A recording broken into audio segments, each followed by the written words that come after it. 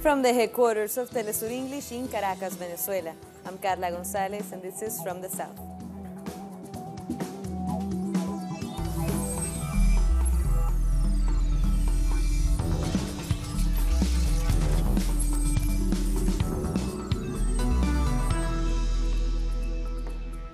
A group of almost 90 Venezuelan migrants in Ecuador are the latest ones to fly home.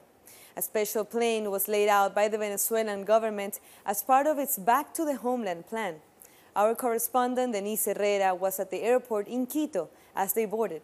She explained what was happening to my colleague Estefania Bravo. Hello, yes, we are still at the Mariscal Sucre airport where around 90 Venezuelan people are leaving today Ecuador. This was a really difficult day because they were leaving they were sharing many testimonies about their life here. They are also, as we can see behind me, they are the last passenger boarding today and leaving Ecuador. It was a very emotional day with these people. They are very happy to have the possibility to return to the country now. Denise, did they tell you why they are leaving Ecuador? Yes, we hear many testimonies about these experiences here. They say that they share several situations of xenophobia and labor exploitation. They say they didn't have the possibility to find work here, and also they say that they missed so much their families, and they say now they are very thankful with President Nicolás Maduro to have the opportunity to come back to their country, to Venezuela finally. Now, Denise, one last question for you. Will there be more flights from Quito to Caracas in the coming days? Yes, in the afternoon, several Venezuelan authorities said that it's possible to flights will leave Ecuador in the coming days. So we have to wait if it's a possible idea to several Venezuelan people will leave Ecuador in the coming days. So we have to wait for this response. Denise, thank you so much for your information. That was our correspondent, Denise Herrera, live. And after we hear that report, we also know that the Venezuelan Embassy in Quito will create a special commission to assist migrants in applying for the Return to the Homeland program. The commission will also help their citizens cope with attacks against them, which have been called xenophobic by the government of Venezuela. We are confident that 70 to 80% of the migrants are going to return, as the economy will recover.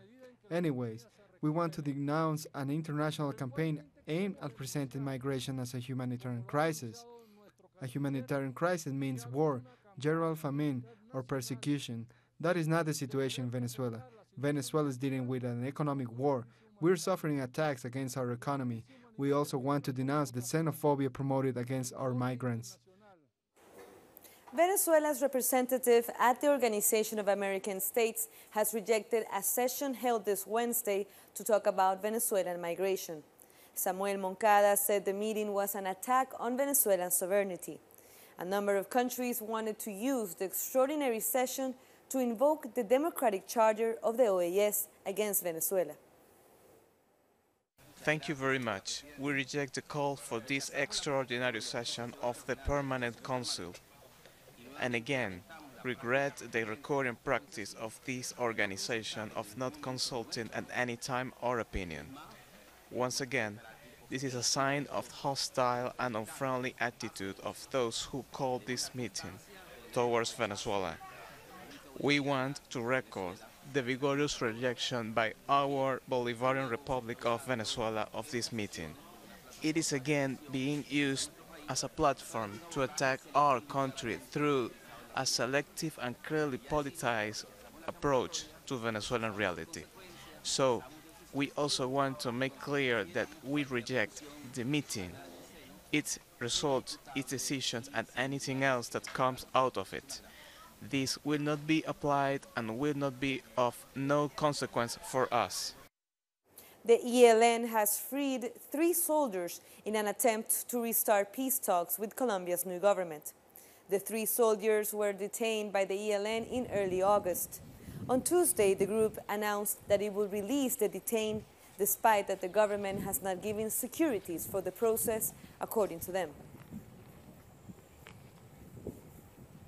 A military airplane belonging to the United States will be tested in Ecuador. Ecuador's Vice Minister of Defense, Diego Gómez, has announced that the test will start on Thursday.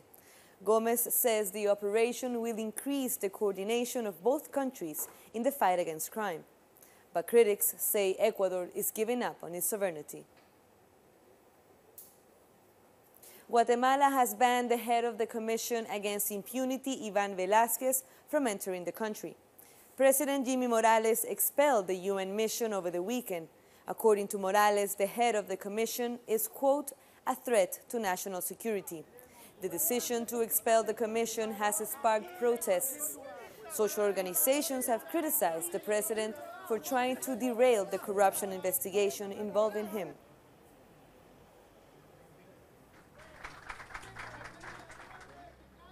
Paraguay has announced it will move its embassy back to Tel Aviv from Jerusalem. Paraguay's Foreign Affairs Minister made the announcement a little more than 3 months after the embassy was transferred to Jerusalem. Paraguay's new president, Mario Abdo Benitez, took the decision, citing his desire to contribute to peace in the region. Paraguay wants to contribute to the intensification of regional and international diplomatic efforts in order to achieve a wide, fair, and lasting peace in the Middle East. Buenos días a todos. Muchas gracias por la presencia a todos los representantes de los distintos medios de comunicación de la República y también a los corresponsales de medios del exterior. Soon after the announcement, Israeli Prime Minister Benjamin Netanyahu ordered the closure of Israel's embassy in Paraguay. A statement from his office said on Twitter that Israel views with utmost gravity the extraordinary decision by Paraguay, which will cloud bilateral relations.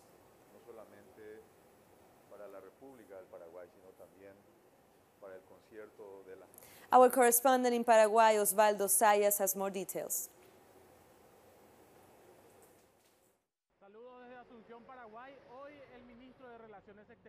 The Minister of Foreign Affairs of President Mario Abdo Benitez's government has announced that the Paraguayan embassy in Israel will return to Tel Aviv. This after the government of his predecessor Horacio Cartes moved the Paraguayan embassy in Israel to the city of Jerusalem, a territory in dispute. Castiglione affirms that in this way Paraguay returns to a position of respect for international relations, since the United Nations recommends not to move embassies in a unilateral way in the city of Jerusalem. In 2017, Cartes's decision unleashed a series of criticisms. Above all, the need to respect the rights of Palestinian people to live in peace on their lands, and a need for condemnation of Israeli aggression against Palestine. Coming up, more stories. We'll be back.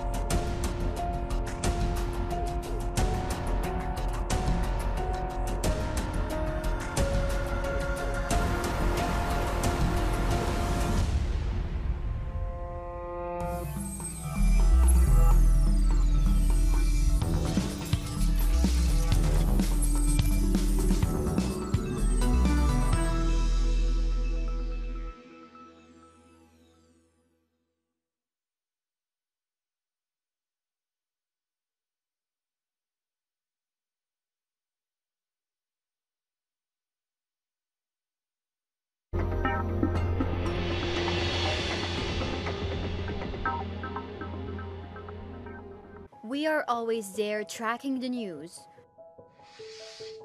We seek equality.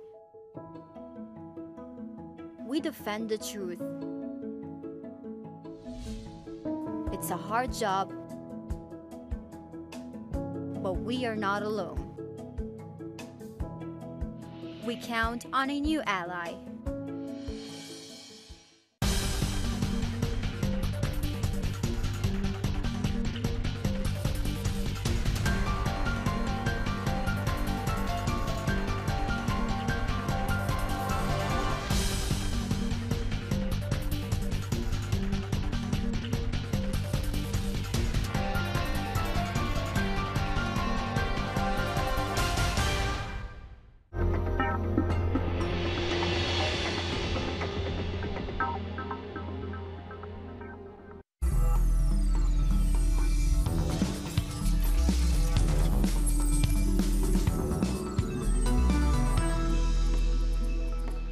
Welcome back.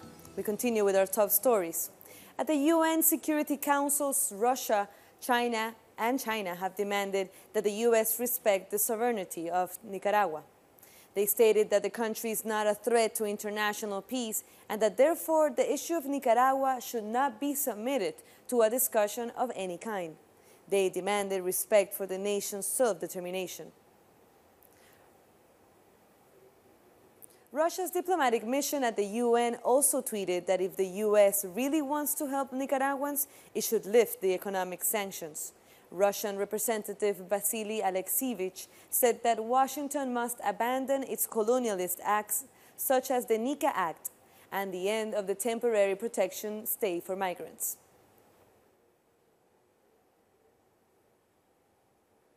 Government workers demonstrated in Argentina's capital in Buenos Aires in support of those fired from the state news agency Telam. Our correspondent Edgardo Esteban has the details. The state workers are supporting the people who were fired from the state news agency Telam. The press unions are also mobilizing in Buenos Aires to bring awareness to the difficult situation that those fired are suffering. 357 workers were dismissed more than 2 months ago, meaning 40% of the agency's collaborators. There are still no answers from the government of Mauricio Macri. Demonstrators are asking the Federal Secretary of Public Media to respond. 5 people have been reincorporated, but they want to negotiate others to have the same opportunity. People reach the headquarters building of Telam, and they will continue with their struggle until they receive answers from the authorities. That was Edgardo Esteban from Argentina. Hundreds of Argentinians have also protested against the government's decision to cut the budget for the health ministry. Health workers, union members, and political and social organization members protested outside the health ministry in Buenos Aires. As part of the ongoing austerity push, the government closed down 11 ministries and cut spending on public policies. We are here demanding that the Argentine government gives us back the Ministry of Health. People who are suffering from chronic diseases can't live without a ministry. People with HIV, we need to have the guarantee of having antiretroviral in the country. It's a very big change implemented by the government in the health sector. The lack of guarantees from the state on public health, a 25% cut in the personal budget, and also of all the essential services. Argentina's peso has gained more than 1% and financial stocks surged on Wednesday. This comes just after government officials were in Washington seeking emergency funding to stem the economic crisis.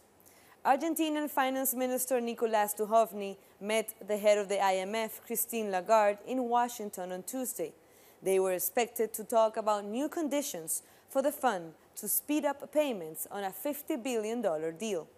But Duhovny didn't provide many details, but said they are hoping for an improved bailout loan in the second half of September. President Mauricio Macri has been accused of abuse of power over the agreement he signed with the IMF. Macri and his ministers are accused of violating the Constitution by not seeking congressional approval for the loan. The state prosecutor presented the case in court and said that it is now up to the judiciary to rule if it will suspend the IMF agreement. The national dialogue is underway in Honduras to resolve last year's controversial presidential election. The talks are beginning after 9 months of failed attempts. A United Nations representative says each side is equipped with delegates committed to international mediation, and each committee is expected to present solutions at the end of the dialogue period. Students at the National Autonomous University of Mexico, UNAM, are striking after violent groups attacked them on Monday. 2 people were seriously injured during a peaceful demonstration. Students are demanding the university ensures for their safety on campus. So far, 18 members belonging to these groups have been expelled from the university.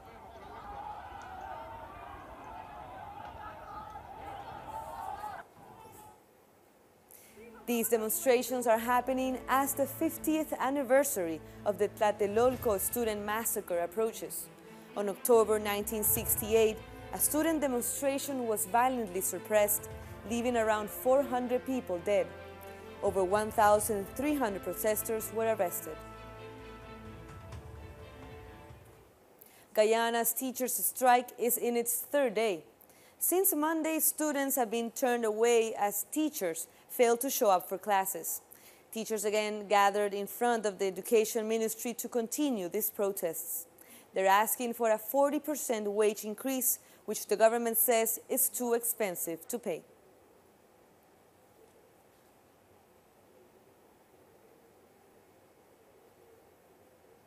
Bolivian President Evo Morales has blamed Chile for unilaterally suspending a meeting to discuss the marine border issue. Morales expressed his disappointment over the cancellation of this meeting, which was agreed by both sides. Bolivia had asked to negotiate sovereign access to the Pacific Ocean. For generations, both countries have been fighting over the border. In 2013, landlocked Bolivia filed a case at the International Court of Justice demanding that Chile grant them access to the ocean.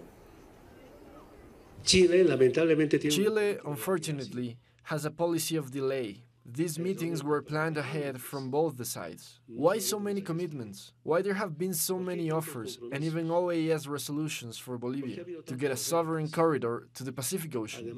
They make us believe and then suspend any treaty that needs to continue and have results. This suspension of the meeting has surprised me. And as we talk about Bolivia, it will have a new universal healthcare system by 2019. This new system will provide free medical care for every citizen. The National Treasury will fund the insurance plan. This initiative comes after an extensive debate with social movements, institutions, and health sectors.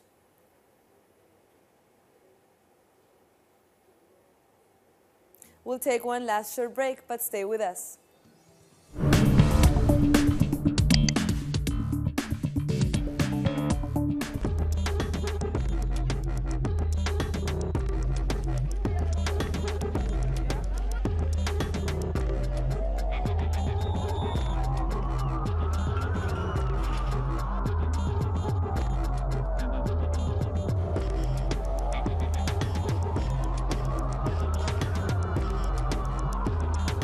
الأونروا بدأت تقلص بشكل كبير الكابونات أو المعونات اللي بتقدمها إننا كلاجئين.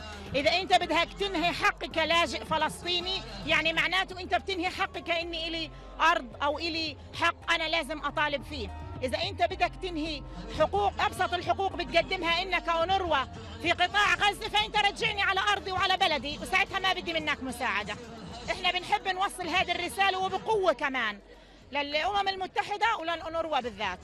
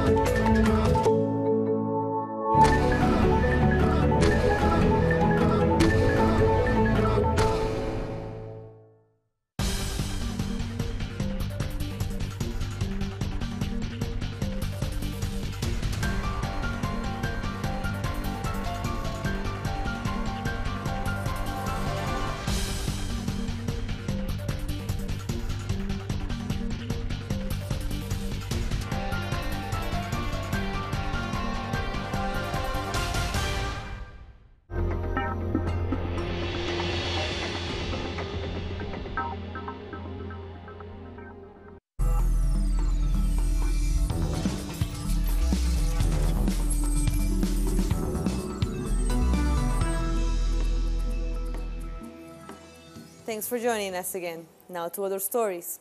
The Syrian Arab Army is now ready for its planned military operation against Idlib, the last stronghold of the al-Nusra Front. The government says its warplanes are making precision attacks to avoid civilian casualties. Our correspondent in Damascus, Hisham Wanous, has more.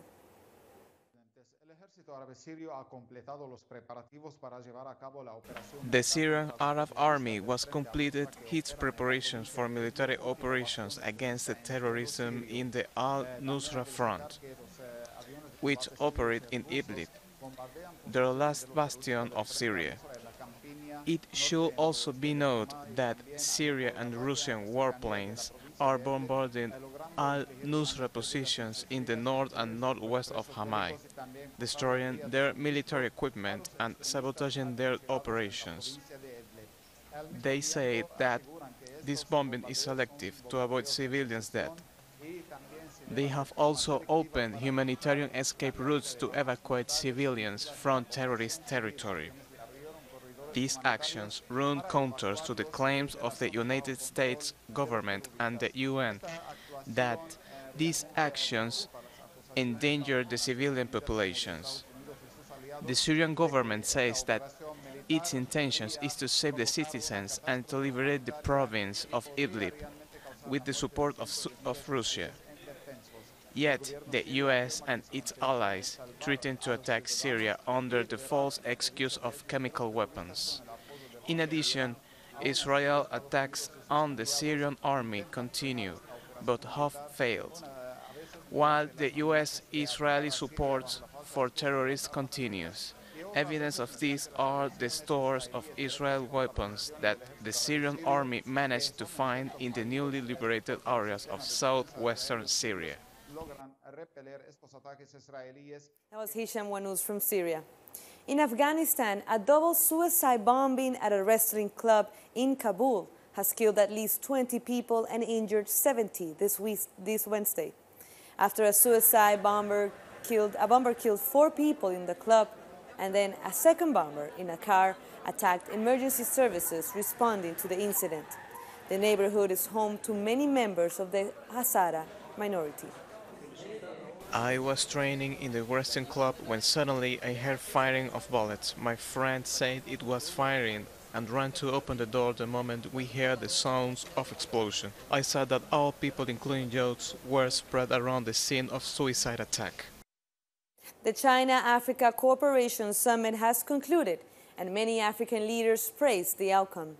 We've talked to a development economist from Kenya who gave us a global perspective with an African lens on the significance of the summit.